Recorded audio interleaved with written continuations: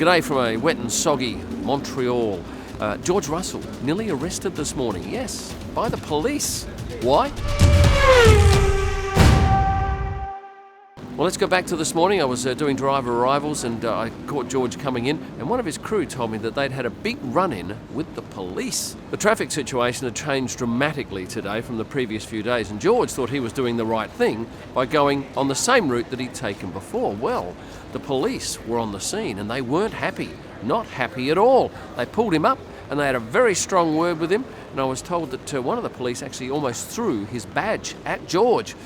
Sounds like he didn't care whether or not he was an F1 driver. It was an honest mistake, according to George's camp, but the police were very angry. Very lucky for George that he didn't get done. Now, this is not as serious as that Scotty Scheffler incident where actually Scott is in real trouble with the law, but certainly it put a dent in George's day. And did that affect George's performance on track today? No, it didn't. He put it on pole. In fact, he and Max Verstappen had the exact same time in qualifying, down to the 1,000th of a second. I'm going to come back to that in a second because I want to talk more about the Montreal police. You'll remember yesterday there was that big drama where hundreds and hundreds of people were told by the police that FP1 and 2 had been cancelled and they were to go home. They were locked on that bridge, they weren't allowed into the track. People waiting at metro stations weren't allowed to get on the trains. They were told to go home too. Well, I can tell you that the police say that the organiser had told them that those sessions were cancelled and they were acting in good faith on the word of the organiser. But the organisers say no, they didn't tell the police anything. On top of that, people here in the paddock are saying that the people at the metro stations had just got wind of something and they were the ones who decided to tell people to go back home. So this appears to be a classic case of, hey, it's not me, which leaves all those people who were turned away out of pocket and very angry with apparently no recourse. I'm not sure this is the end of the story, but certainly last night's video that I put up, and you can go and check that out if you want, there's a link in the description below, that really set off. I couldn't believe the amount of hatred in the comments for the police. Now, I don't live in this country, I don't know what the background is, but if you have a look at those comments, they're not well liked.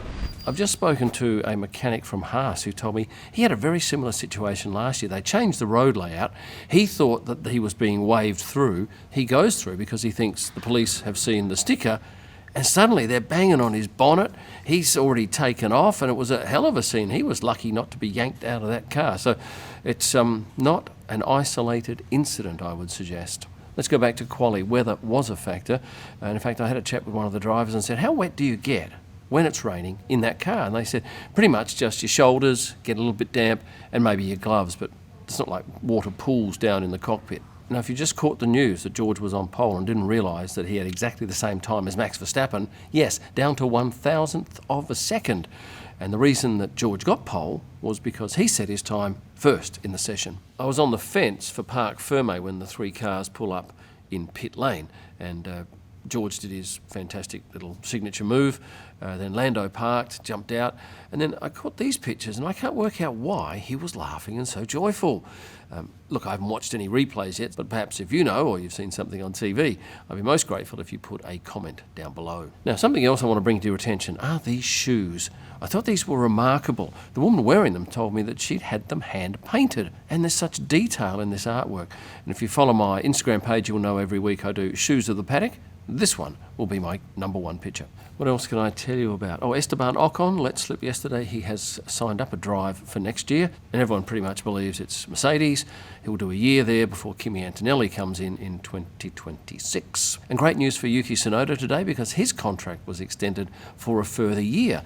He'll be driving in that car for 2025, and no news yet on Daniel Ricciardo. Let's now go to Ollie's hand-drawn pick.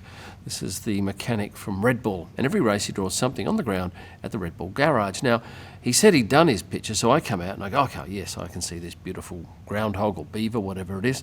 Excuse my ignorance. So I take a photo of that, and he said, did you get the picture of the moose? And I said, no, I got the beaver. He said, oh, that was last year. And I said, well, oh, right, there's the moose, which is a marvellous piece of artwork. Oh, let me tell you, I went out for quali to the Wall of Champions, and it's quite amazing because those cars get very close. In fact, they get so close that they hit the wall occasionally, and that's what happened with Lance Stroll. He cleaned up, well, he didn't clean it up, but he certainly brushed it with great vigour.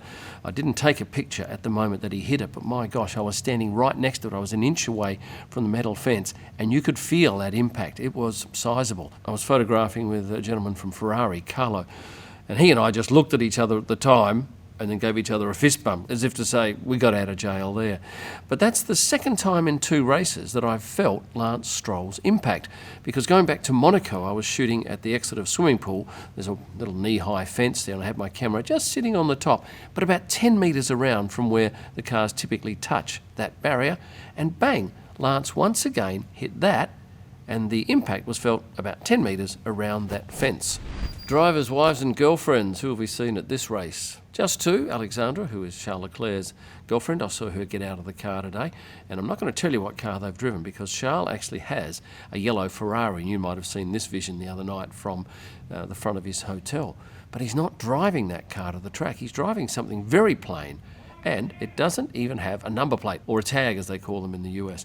But anyway, here she is getting out of that car, and the other one was Mary Lou, who is Lance Stroll's girlfriend. Now, we haven't seen her at a track for, I'm not sure we've seen her at all this year. Now, behind me is a poutine station. This food here, look at this here. This is potato chips with cheese and gravy.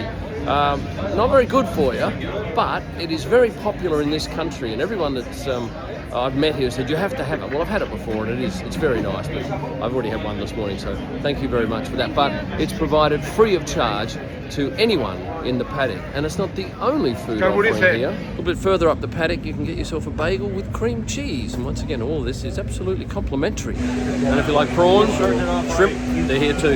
Well, that's about it for me. I'm still somewhat irked that those people that were dudded yesterday by being told that the FP1 and 2 went on, go home, and did as they were advised, like good law-abiding citizens, have effectively been penalised for misinformation. And I don't think, because the parties involved have all passed the blame to another one, that those people are going to get any compensation back.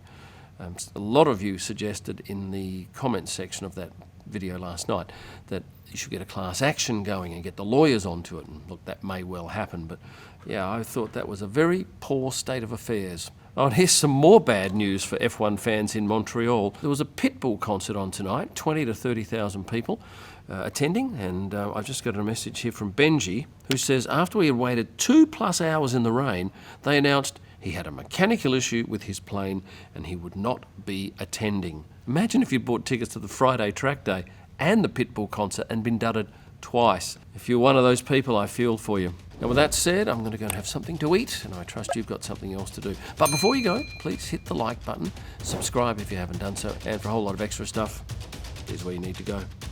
Thanks for watching. And stay passionate. Dum dum dum dum dum dum dum dum.